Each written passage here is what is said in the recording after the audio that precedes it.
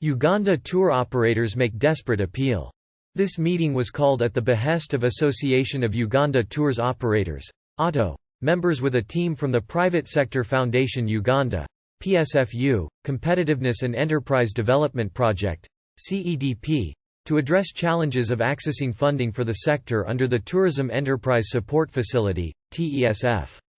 This followed a call for applications to support tourism and hospitality industries in order to boost eligible activities including marketing and promotion, market representation, new tourism product development, and adoption of new technologies.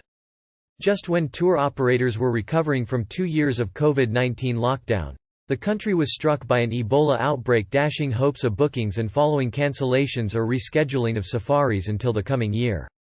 From CEDP were Jean-Marie Kaiwalable, Project Coordinator, Ivan Kakuza, Tourism Business Advisor, and Apollo Muyanya, PSFU Project Director for the MasterCard Foundation. From ATO were the Chair Sivi Tumusim, Vice Chair Tony Malind, and Herbert Bayaranga, General Secretary.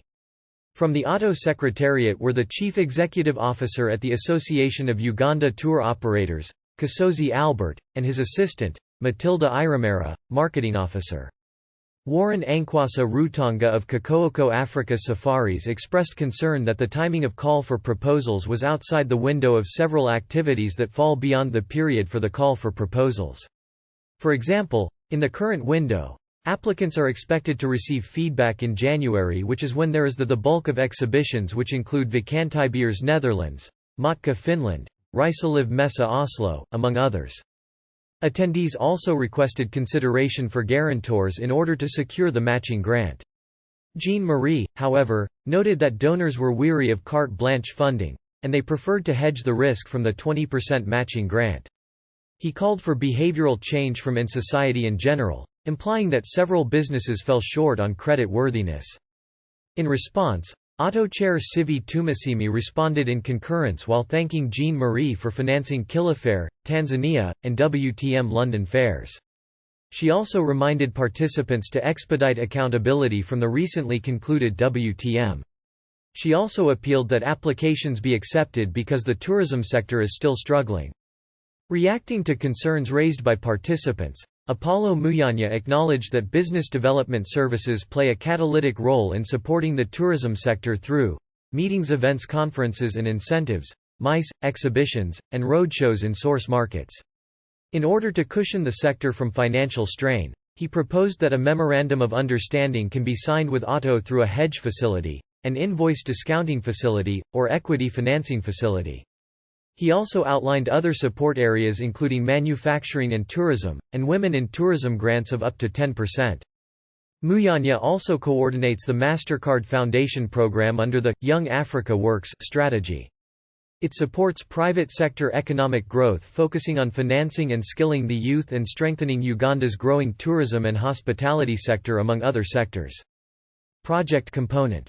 The overall objective of CEDP is to support measures that facilitate increased private sector investment in the tourism sector and also strengthen effectiveness of the land administration system. The Competitiveness and Enterprise Development Project, CEDP, is a project of the Government of Uganda co-financed by the International Development Association of the World Bank Group, IDA. One of the sub-component activities under CEDP is the Tourism Enterprise Support Fund, which will offer grants to communities living around the protected areas in order to strengthen their capacity to engage in tourism-related commercial activities and also support private tourism enterprises to recover from the effects of COVID-19 and also build resilience. Specific objective of the Tourism Enterprise Support Facility.